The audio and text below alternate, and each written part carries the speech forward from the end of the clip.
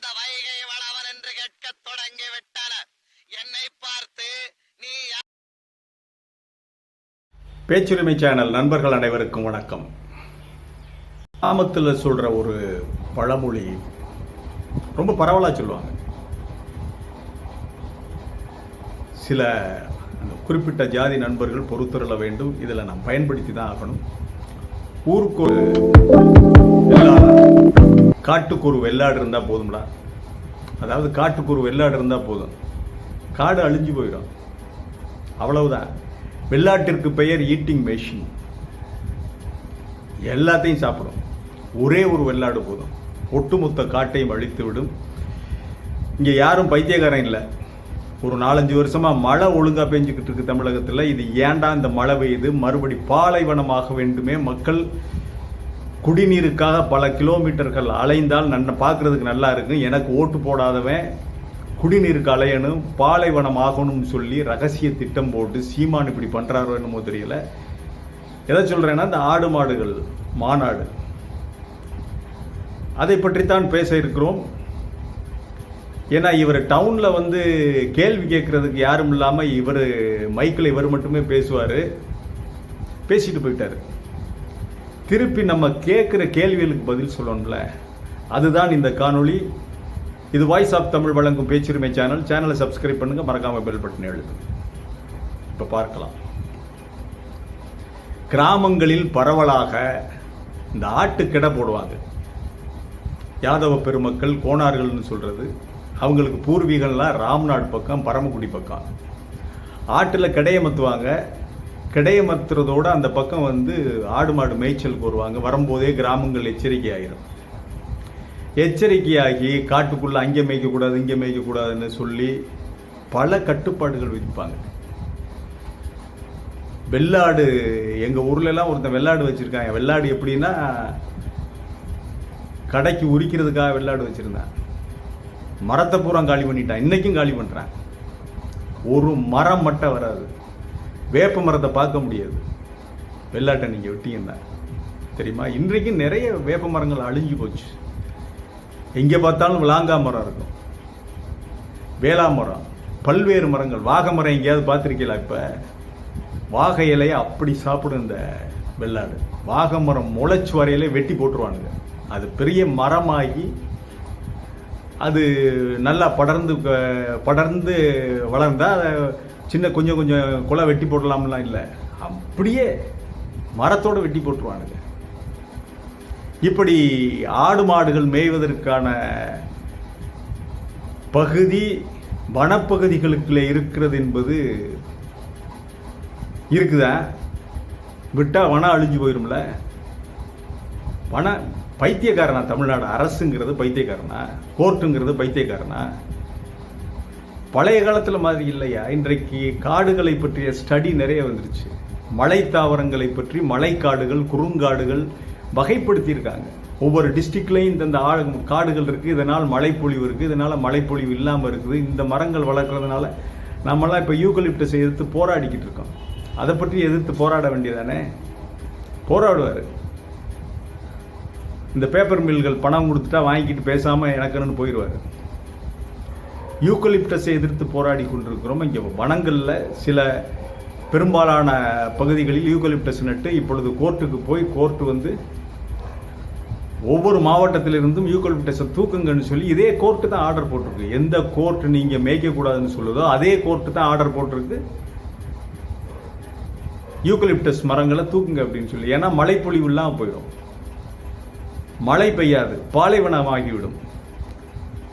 பொதுமக்கள் குடிநீருக்காக பல கிலோமீட்டர்கள் குடத்தை எடுத்துக்கிட்டு அலைய வேண்டியிருக்கும்.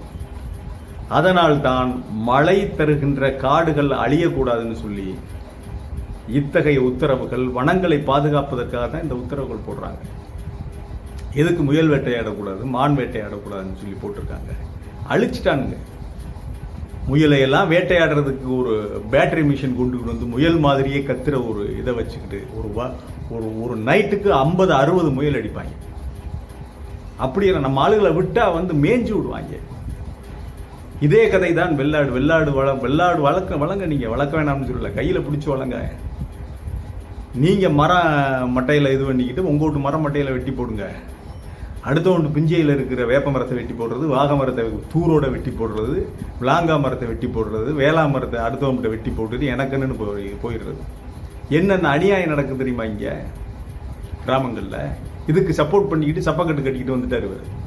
மாநாடு நடத்துகிறாராம். மாநாடு என்ன மாநாடு நடத்துகிற? கிராமத்தில் என்னையா நடக்குது? ஒரு வெள்ளாட்டை 10 வெள்ளாட்டை விட்டு பார்க்குறியா ஒரு காட்டுக்குள்ளே? ஒரு வாரம் போதும், ஒன்றும் இருக்காது இங்கே. Eating machine. வெள்ளாட்டிற்கு வெள்ளைக்காரன் வச்சிருக்க பேர் என்ன தெரியுமா? செம்மறியாடை சொல்லலைன்னா செம்மறியாடை அது பசும்புல்ல தான் மேயும். மாடு பசும்புல்ல தான் மேயும். பசும்புல் காட்டுக்களையெல்லாம் இருக்காது. அந்த மரத்தினுடைய நிழலில் அது பசும்புல் இருக்காது. ஓட்டி போக வேண்டிய அவசியம் கிடையாது. மாடுகளை காட்டிற்குள் ஓட்ட வேண்டிய அவசியம் கிடையாது. வயல் வரப்புகளில் அங்கங்கே இருக்கிற புல்லுகளை அது மேய்ஞ்சிடும். இல்லைன்னா புல் எடுத்து கொண்டாந்து போடுவாங்க. இன்றைக்கு அந்த சூகா புல் அதுன்னு சொல்லி வயல்வெளிகளில் வளர்க்குறாங்க. புல் வளர்த்து போடுறாங்க மக்கள். சொந்த கேணி இருக்கிறவங்க அவங்க இங்கே புல் வளர்த்து போடுறாங்க. இதெல்லாம் உனக்கு தெரியுமா? இல்லை தெரியுமாங்கிறேன். யார்கிட்ட காது ஊற்ற வர்றேன்? ஆக இப்படி மாடுகள் மேய்வதற்கான சூகா புல், அரசு தருகின்ற புல், இதுகளையெல்லாம் வளர்த்து பால் வியாபாரம் பண்ணுறாங்க. பத்தாட்டினா வயல் வரப்புகளில் மேய விடுவாங்க, பிடிச்சி மேய்ப்பாங்க, புல் அறுத்து கொண்டாந்து போடுவாங்க. காட்டுக்குள்ளே யாரும் பத்துறதில்லை சார். காட்டுக்குள்ளே போக வேண்டிய அவசியம் இல்லை. காட்டுக்குள்ளே மரநிழலில் புல் வளராது. மாடு புல்லை தான் சாப்பிடும். அதே மாதிரி செம்மறியாடு. இவர் கேட்பது வனத்துக்குள்ளே மேய்க்கிறது கேட்கறது, வெள்ளாடு மேய்க்கிறது கேட்கறது, வேற ஒன்றும் இல்லை. வெள்ளாடு மேய்க்கிறதுக்கு இவங்களுக்கு கேட்குறாங்க. வெள்ளாட்டை மேய விட்டால் வனங்கள் இருக்காது, மழை தரும் காடுகள் இருக்காது. அவ்வளவுதான். சரி, மாநாடுங்கிறது என்ன? பலரும் கலந்துரையாடுவதானே மாநாடு. ஒரு மாநாட்டில் ஆய்வறிக்கை படிக்க வேண்டாமா? கட்டுரைகள் தயார் பண்ண வேண்டாமா? கட்டுரைகள் வாசிக்க வேண்டாமா? அதெல்லாம் எதுவும் கிடையாது. One man show. இவர் நாட்டுக்கு வந்தார், சீமான் பாட்டுக்கு வந்தார். மாடுகளுக்காக நான் பேசுகிறேன், மாடுகளுக்காக நீ பேசுகிற, நான் பேசுகிறேங்கிறியே. ஏப்பா வண்டி பந்தயம் நடக்குதே, தாரு கம்பை வச்சு இந்த மாடுகளை இந்த அடின்னு அடிச்சு நச்சு ரத்தம் வலிய ஓட்டுறேன். அதை நிறுத்த சொல்லுவாப்பா. மாட்டுக்கு மூக்கு போடுற இல்லை, இரும்பு கம்பியை விட்டு மூக்கை பூரி அதுக்குள்ள மூக்கு கயிறு போட்டு கட்டி இது பண்ற இல்லை, மூக்கு கயிறு அவுத்து விட்டு தானே ஜல்லிக்கட்டில் விரட்டி விடுறேன். அப்ப ஜல்லிக்கட்டை நிப்பாட்டு, வண்டி பந்தயத்தை நிப்பாட்டியா? நாங்க நிப்பாட்ட சொல்றோம். மாட்டை அடிச்சு அடியோதண்டம்னு அடிச்சு தாருக்கம்புட்டு குத்தி ரத்தம் வலிய அந்த வாயில நுர தள்ள இவங்க பெருமை எடுக்கிறதுக்கு, இவங்க பேர் வாங்குறதுக்கு, இன்னார் விட்டு மாடு ஓடுது அப்படின்னு பேர் வாங்குறதுக்கு இவன் பந்தயத்தை நடத்துவேன். அதை கேளு. அந்த மாடுகளின் சார்பாக, பந்தய மாடுகளின் சார்பாக நீ ஒன்றும் பேசல, கிழிக்கல ஒன்று. பந்தய மாடுகளின் சார்பாக பேசியிருக்க வேண்டியதானையா? ஜல்லிக்கட்டில் விரட்டான்ல மாடு சாராயம் போட்டி விட்டு, அந்த மாடுகளின் சார்பாக ஒன்றும் பேசல. நீ மாடுகளின் சார்பாக பேசுறாராம். மேய்கிறது மாடா காட்டுக்குள்ள மேய போகுது. மேய போவது வெள்ளாடு மேய்க்கிறதுக்காக 10 பேர் தூண்டி விட்டுருக்கான்னு சொல்லி இதுக்கு ஒரு மாநாடு போட்டு அதற்கு ஒரு செலவு, அதுக்கு ஒரு 2000-3000 மாட்டை பத்திக்கிட்டு இவங்க அந்த மதுரை வண்டியூர் தெப்பக்குளத்துக்கு பக்கத்தில் மாநாடு நடத்தியிருக்காங்க. அதில் பாருங்க, நானும் இன்றைக்கு மதுரையில் தான் இருந்தேன். இந்த கருஞ்சட்டைப்படை தம்பி அஜித்குமாருடைய மரணத்திற்கு நீதி கேட்டு அன்னைக்கு ஒரு ஆர்ப்பாட்டம் நடத்தினார். அதை நான் கவர் பண்ணுறதுக்கு போயிருந்தேன். நேற்று அந்த காணொலி வெளியிட்டுட்டேன். அதுக்கு போயிருந்தேன். அன்றைக்கு தான் மாநாடு, அந்த 10ஆம் தேதி தான் மாநாடு. அவங்க மாநாடு போக விருப்பம் இல்லை. என்ன போய் பேச போறாரு மாநாட்டில்? என்ன இவர் உண்மையான ஷோ? இவர் பொது பிரச்சார மேடைன்னு சொல்லுங்க, இல்லை மாடுகளின் கண்காட்சின்னு சொல்லு. மாட்டை குச்சி கூப்பிட்டு வச்சுக்கிட்டு மாடு என்ன எழுதுமா, பேசுமா? அது என்ன மாநாடு? சரி, மாநாடுன்னு சொல்லிட்டு எத்தனை பேர் ஆராய்ச்சி? எனக்கு தெரிஞ்ச பையன்லாம் இந்த ராஜீவ்காந்தி சித்திரவேல்னு ஒருத்தர் இருக்கார் இங்கே காளையார் கோயிலில். அவர் இந்த மயக்கால் இந்த ஆடு மேய்க்கிறவர்கள் அவங்களுக்கெல்லாம் ஒரு சங்கம் வச்சுக்கிட்டு இருக்காரு. அவருடைய நண்பர்கள் இந்த பையங்கள்லாம் வந்தாங்க. அவர் பத்திரிகைகள்லாம் நடத்துகிறாங்க. கட்டுரைகள்லாம் நிறைய பேர் ஆராய்ச்சி கட்டுரைகள்லாம் எடுத்துக்கிட்டு வந்தாங்க. அதில் சில கட்டுரைகளை நான் வாசித்து பார்த்தேன். மாட்டு மூத்திரத்திலிருந்து எப்படி சர்பத் செய்து தமிழக மக்களுக்கு புகட்டுவது, பசுஞ்சாணத்தில் எப்படி அல்வா கிண்டுவதுன்னெலாம் எழுதிக்கிட்டு வந்திருக்காங்க. இதுகளை கொண்டு இது காமிக்காதப்பா சீமான் கண்ணில். மேற்கொண்டு இருந்தாலும் ஆட்சிக்கு வர்றோம்னு சொல்லிக்கிட்டு தெரிகிறேன். அப்புறம் வந்தாக்க பசுஞ்சாணம் ஏற்கனவே கல்லு மரம் ஏறிட்டாரு, இன்னி மாட்டு சாணத்தில் அல்வா கிண்டி எல்லாரும் வீட்டுக்கு வீடு ரேஷனில் வீங்கிறான்னு சொல்லி ஏதாவது தகராறு பண்ணிக்கிட்டு இருப்பேன். இதுகளெல்லாம் கண்ணில் காட்டிடாதியப்பா அப்படின்னு சொல்லி நம்ம சொன்னேன் அவங்கள்ட்ட. ஆக இதுதான் விஷயம். மாநாடு எதற்காக கூட்டினார் தெரியுமா? வேற ஒன்றும் இல்லைங்க. இந்த சிவகங்கை நாடாளுமன்ற தொகுதியில் இந்த தேவநாதன் யாதவ்னு ஒருத்தரை பிஜேபி நிப்பாட்டி வச்சான். அவர் 2 லட்சம் ஓட்டு வாங்கினார். அவர் யாதவ். அந்த இளையான்குடி பக்கத்தில் பூரா அந்த யாதவர்கள் அதிகம்.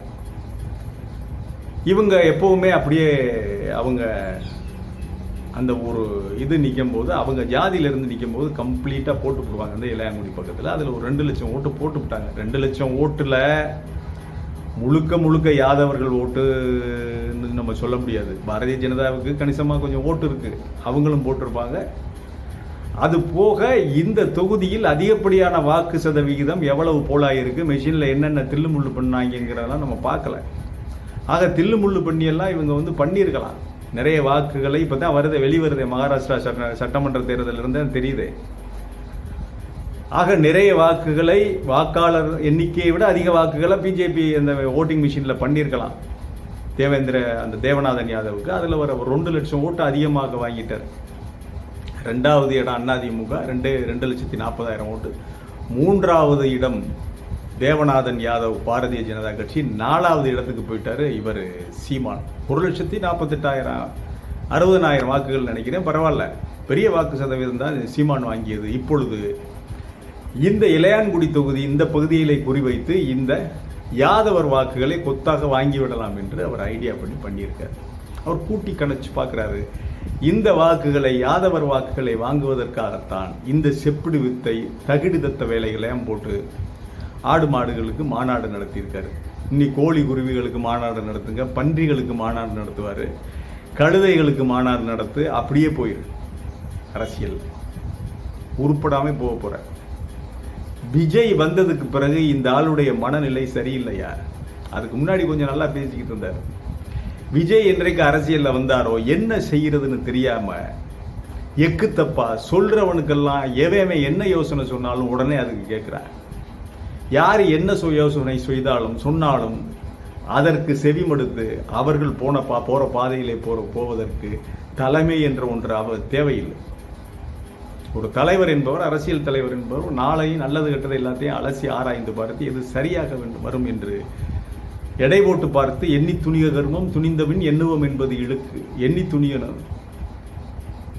காத்துக்கிட்டு இருக்கணும். அரசியலில் காத்து கொண்டிருப்பதிலே தான் வெற்றியே அடங்கி இருக்கிறது. ஆக அந்த காத்திருத்தல் என்பது இவருக்கு இல்லை என்று தான் நினைக்கிறேன். காத்திருப்பதில் தான் வெற்றியின் ரகசியமே அடங்கி இருக்கிறது. நம்மை பொறுத்தவரையில் இந்த வெள்ளாடு என்பது வளர்ப்பதற்கு இன்னும் அதிகமான கட்டுப்பாடுகளை தமிழக அரசு விதிக்க வேண்டும். நிறைய மரம் மட்டை அழிஞ்சிருச்சு. பிஞ்சக்காடுகளில் இருந்த மரம் மட்டையெல்லாம் நிறைய அழிஞ்சிருச்சு. ஒதுங்கிறதுக்கு ஒரு நிழல் தரும் மரம் கூட இல்லாமல் போயிருமையா? நிழல் கொடுத்திருக்கிற நிழல் தர்றதுக்கு மரம் இல்லாமல் போயிடும். இந்த ஆளு பேச்சை கேட்டுக்கிட்டு போனீங்கன்னா இதுதான் நிலைமை. இந்த மாநாடு என்பது முழு தோல்வி. தேவையில்லாதது, பைத்தியக்காரத்தனமாக. மீண்டும் ஒரு காணொளியில் சந்திக்கிறேன். இது வாய்ஸ் ஆஃப் தமிழ் வழங்கும் பேச்சுரிமை சேனலை சப்ஸ்கிரைப் பண்ணுங்க, மறக்காம பெல் பட்டன் எடுங்க. கமெண்ட் செய்யுங்கள், ஷேர் செய்யுங்கள், பிடித்திருந்தால் லைக் செய்யுங்கள். நன்றி, வணக்கம்.